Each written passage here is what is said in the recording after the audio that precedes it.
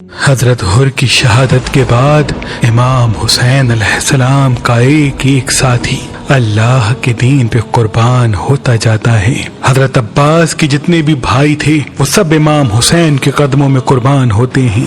جناب عباس کے بیٹے قربان ہوتے ہیں۔ حضرت حبیب ابن مظاہر اپنی کمر میں لاٹھی کو باندھ دیتا ہے تاکہ وہ جھکی ہوئی کمر سیدھی ہو جائے، اور آپ میدان میں جا کے شہادت کا جام پی لیتے ہیں۔ جناب اون و محمد شہید ہو جاتے ہیں۔ بس جیسے ہی عزیز و اقارب شہید ہونے لگتے ہیں، اتنے میں شہزادہ قاسم امام حسین کی خدمت میں آ کے عرض کرتا ہے، اے میرے چچا، مجھے بھی اجازت دیں تاکہ میں بھی آپ کے قدموں میں قربان ہو جاؤں۔ امام حسین فرماتے ہیں، اے میرے پیارے بھتیجے، تو میرے بھائی حسن کی نشانی ہے۔ بس قاسم آ کے اپنی ماں کو بتاتے ہیں۔ آپ کی ماں بی بی ام فروا فرماتی ہے، اے بیٹے، تمہارے بابا حسن نے یہ وصیت کی تھی، ایک وقت ایسا آئے گا جب پوری دنیا میرے بھائی حسین کے خلاف ہو جائے گی۔ اس وقت یہ تعویذ جو قاسم کے بازو پہ بندھا ہوا ہے، اس کو کھولنا تاکہ میرا بھائی میرے بیٹے قاسم کو اجازت دے دے اور میرا بیٹا قاسم میرے بھائی حسین کے قدموں پہ قربان ہو جائے۔ بس شہزادہ قاسم کو اجازت ملتی ہے، آپ میدان میں جاتے ہیں۔ جیسے ہی آپ شیر کی طرح لڑتے ہیں، مغرب کا لشکر مشرق کی طرف، مشرق کا لشکر مغرب کی طرف بھاگتا ہے۔ آپ گھوڑے کی زین سے زمین پہ آتے ہیں اور آپ کا جسم پامال ہو جاتا ہے۔ امام حسین جیسے ہی اپنے بھتیجے کی لاش پہ پہنچتے ہیں تو جیسے پھولوں کو چنا جاتا ہے، ویسے ہی آپ نے اپنے بھتیجے کے جسم کے ٹکڑے ابا میں جمع کیے۔ بس جیسے ہی قاسم کی پامال لاش خیام میں پہنچتی ہے، بیبیاں روتی ہیں۔ اتنی دیر میں جناب عباس فرماتے ہیں، اے میرے مولا حسین، اب تمام ساتھی شہید ہو گئے ہیں، مجھے اجازت دے دیں۔ امام حسین فرماتے ہیں، اے عباس، تو فوج کا سپہ سالار ہے، تجھے اجازت کیسے دوں؟ جناب عباس فرماتے ہیں، مولا، اب اس فوج میں سوائے اکبر اور آپ کے کوئی نہیں رہا۔ پھر آپ فرماتے ہیں، اے میرے مولا، بچے بہت پیاسے ہیں، 3 دن مسلسل پیاسے رہنے کی وجہ سے اب بچوں سے پیاس برداشت نہیں ہوتی اور مجھ سے ان کا تڑپنا دیکھا نہیں جاتا، مجھے حکم دے میں دریا سے پانی لے کے آؤں۔ امام حسین فرماتے ہیں، اے عباس، جا اپنی بہن زینب کے پاس، اگر زینب اجازت دے دے تو پھر نہر فرات چلے جانا۔ جناب عباس بی بی زینب سے اجازت لے کے میدان میں آتے ہیں اور شیر کی طرح حملہ کر کے دریائے فرات تک آ پہنچتے ہیں، مشک میں پانی بھر کے بس واپس پلٹ ہی رہے تھے۔ اتنی دیر میں عمر بن سعد کہتا ہے، دیکھتے کیا ہو، اگر پانی حسین کے خیام تک پہنچا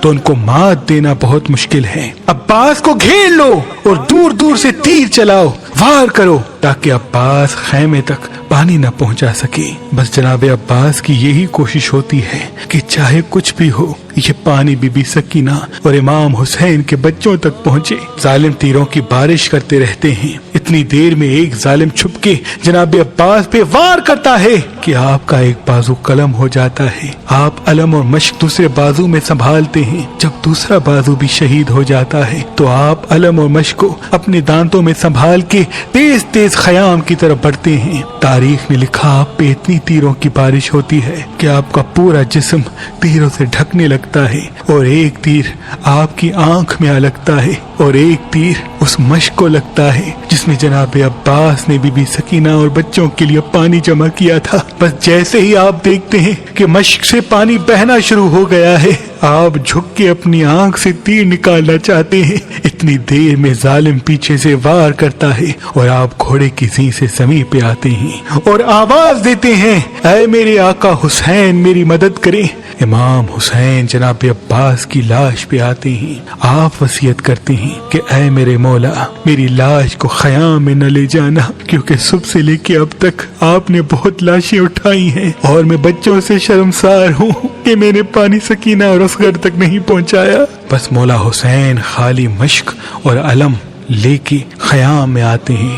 بچے دور سے جب علم کو دیکھیں تو انہیں لگا شاید عباس چچا آ رہے ہیں، لیکن دیکھتے ہیں کہ خالی مشق ہے اور خون سے بھرا ہوا علم امام حسین لے کے آ رہے ہیں، اور چچا इमाम हुसैन के साथ नहीं। बस बच्चे रोना शुरू करते हैं। इमाम हुसैन बच्चों को दिलासा दे के कहते हैं कि तुम्हारी प्यास को रहती दुनिया तक याद रखा जाएगा। मेरे नाना के दीन को बचाने के लिए ऐ मेरे बच्चों, तुम्हारा प्यासा रहना जरूरी है।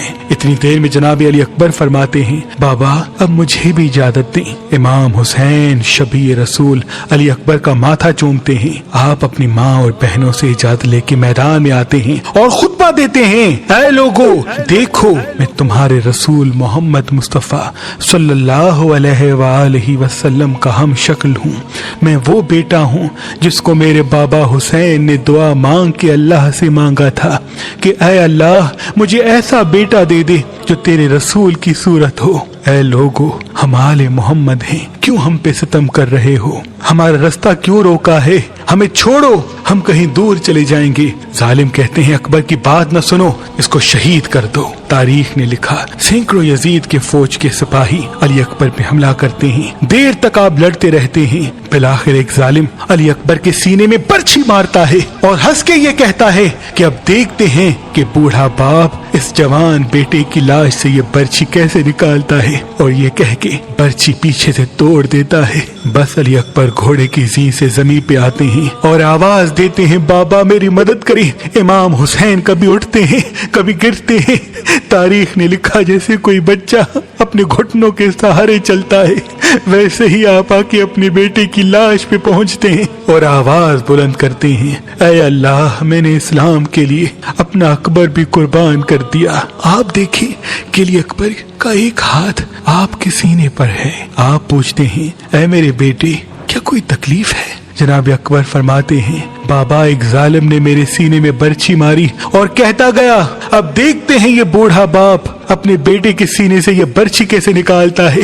बस इमाम हुसैन अली अकबर का हाथ सीने से हटाते हैं और एक हाथ अपना ज़मीन करबला पे रखते हैं, एक हाथ से बर्छी को पकड़ते हैं और कहते हैं, ऐ दादा इब्राहिम देख मैं अपना इस्माइल कैसे ज़िबा करता हूँ।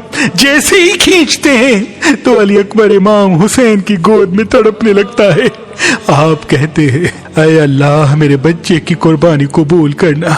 बस अली अकबर की लाश को उठाए ख़याम में आते हैं और बीबी उम्मे लैला और बीबी ज़ैनब से कहते हैं, मेरे बेटे की कुर्बानी कबूल हो गई। फिर आप मैदान में आके हुज्जत तमाम करते हैं और कहते हैं, ऐ मेरे नाना की उम्मत, मैं तुम्हारे रसूल का नवासा हूँ और इन ख़याम में तुम्हारे रसूल की बेटियां हैं। हमने 3 दिन से पानी नहीं पिया, हमारा क्या कसूर है? वो सब कहते हैं, तुम्हारा ये कसूर है कि तुम अली के बेटे हो। यहाँ सब अली की औलाद से बदला लेने आए हैं। इमाम हुसैन फरियाद बुलंद करते हैं कि हल मिन नासिर यंसुरना, है कोई मुझ गरीब की मदद करने वाला? तमाम लोग हंसते रहते हैं, लेकिन ख़याम एक झूले से शहजादा खुद को गिरा देता है और आवाज बुलंद करता है, ऐ मेरे मौला अभी मैं जिंदा हूँ। जब रोने की आवाज इमाम हुसैन के कानों तक आ पहुँचती है, आप खैमे में आते हैं और कहते हैं कि ऐ बीबियों, अभी तुम्हारा वारिस जिंदा है,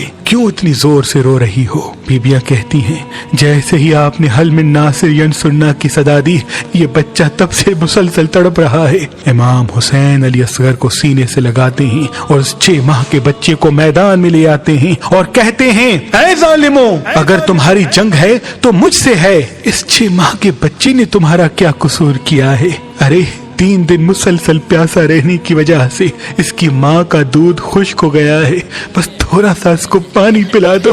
फौजे यजीद हंसती जाती है और कहती है, ऐ हुसैन, अगर बच्चा इतना ही प्यासा है तो इसे कह दो कि खुद हमसे पानी मांगे। इमाम हुसैन अली असगर को देख के कहते हैं और फरमाते हैं, ऐ मेरे बेटे, अपने नाना की उम्मत से पानी मांग। अली असगर फौज की आंखों में आंखें डाल के कहते हैं, ऐ मेरे नाना रसूल अल्लाह की उम्मतियों, मैं तुम्हारे रसूल का बच्चा हूँ और 3 दिन का प्यासा हूँ, मुझे थोड़ा पानी दे दो। अली असगर का वो तड़पना और आपके अल्फाज में वो दर्द सुन के फौजी यजीद हिल जाती है। इतनी देर में उमर बिन साद कहता है कि हुरमला देख क्या रहा है, ये फौज पूरी बागी हो जाएगी, जल्दी निशाना ले और उस बच्चे का काम तमाम कर। बस वो हुरमला 3 नोकों वाला तीर निकालता है। तारीख ने लिखा, वो तीर इतना वजनी था कि अली असगर को चीर के इमाम हुसैन के बाजू पे आ लगता है। अली असगर मुस्कुराते रहते हैं اور آپ کے جسم سے خون بہتا جاتا ہے۔ امام حسین اپنے بچے کو شہید ہوتا ہوا دیکھ کے چاہتے ہیں کہ یہ خون آسمان کے حوالے کریں۔ آسمان تڑپ کے کہتا ہے اے نواسہ رسول، ہم قیامت تک پانی نہیں برسائیں گے، آپ چاہتے ہیں خون کو زمین کے حوالے کریں۔ زمین رو کے کہتی ہے اے نواسہ رسول، ہم قیامت تک اناج نہیں اگلیں گے، آپ نے بچے کے خون کو اپنے چہرے پہ مل لیا۔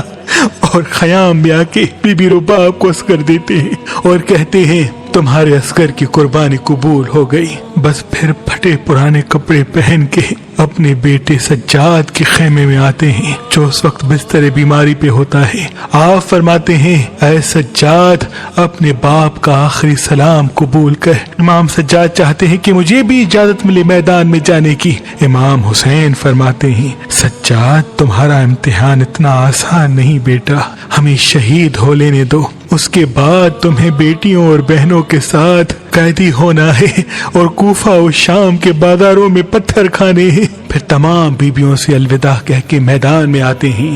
تاریخ نے لکھا آپ نے خطبہ دیا اور اس خطبے میں یہ فرمایا اے ظالموں، اس لشکر میں کافی ایسے لوگ بھی موجود ہیں جنہوں نے خود اپنی آنکھوں سے دیکھا ہے کہ میرے نانا حضرت محمد مصطفیٰ صلی اللہ علیہ وآلہ وسلم مجھے اپنے کندھوں پہ اٹھا کے گھمایا کرتے تھے، مجھے اپنی زبان چسایا کرتے تھے اور یہ کہتے تھے کہ حسین و منی و انا من الحسین، میں حسین سے ہوں، حسین مجھ سے ہے۔ عمر بن سعد الشمر زور زور سے ہنستے ہیں اور کہتے ہیں حسین کی بات نہ سنو اور حملہ کر دو۔ تاریخ نے لکھا سینکڑوں سپاہی امام حسین پہ وار کرتے ہیں، امام حسین سب کو فنار کرتے ہیں، پھر ہزاروں کا لشکر ایک ساتھ حملہ کرتا ہے، امام حسین ان کو بھی فنار کرتے ہیں۔ بس اتنی دیر میں آواز آتی ہے حسین پہ ایک ساتھ حملہ کرو۔ بس ایک طرف رسول اللہ کا نواسہ جو 3 دن کا بھوکا پیاسا ہے اور دوسری طرف 9 لاکھ کا لشکر، امام حسین شیر کی طرح ایسے حملہ کرتے ہیں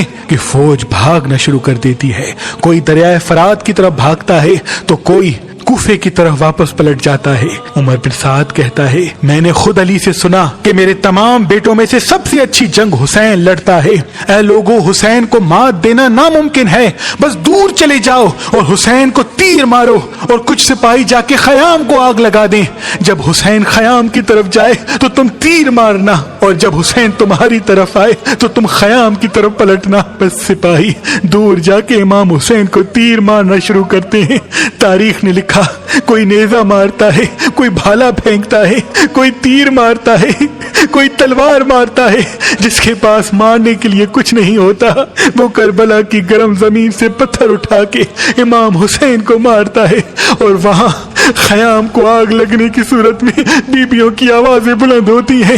امام حسین کبھی خیام کی طرف جاتے ہیں، کبھی میدان کی طرف آتے ہیں، بس آواز غیب آنے لگتی ہے اے حسین تیرا اللہ تجھ سے راضی ہو گیا۔ امام حسین اپنی تلوار کو روک لیتے ہیں اور فوج یزید میں سے کوئی ظالم امام حسین کی پشت پہ وار کرتا ہے۔ آپ گھوڑے کی زین سے زمین پہ آتے ہیں اور سجدہ شکر میں چلے جاتے ہیں، مسلسل اللہ کی دربار میں عرض کرتے ہیں اے اللہ تیرا شکر ہے کہ تو نے محمد کے اس نواسے کو اس عظیم امتحان کے لیے چنا۔ بس وہاں خیام جلتے رہے اور یہاں آپ اللہ کا شکر کرتے رہے۔ اتنی دیر میں ظالم آگے بڑھتے ہیں اور امام حسین کا سر کاٹنا چاہتے ہیں۔ تاریخ نے لکھا جو بھی امام حسین کے قریب آئے، امام حسین کی آنکھوں میں ان کو رسول اللہ کا چہرہ نظر آئے، وہ دور چلا جائے۔ شمر کہتا ہے یہ کام مجھ سے ہی ہونا ہے، بس وہ نواسہ رسول کا سر کاٹ کے نوکے نیزہ پہ بلند کرتا ہے اور امام حسین کے جسم مبارک پہ گھوڑوں کو دوڑایا جاتا ہے، آپ کی لاش کو پامال کر دیا جاتا ہے، آپ کے خیام کو لوٹا جاتا ہے، آپ کی مستورات کو بے چادر کر کے قیدی بنایا جاتا ہے۔ لیکن آپ کا سر مبارک کٹنے کے بعد بھی نوکے نیزہ پہ بلند ہو کر تمام انسانوں کے نزدیک یہ پیغام دیتا ہے کہ لا الہ الا اللہ محمد الرسول اللہ، اللہ کے سوا کوئی عبادت کے لائق نہیں اور میرے نانا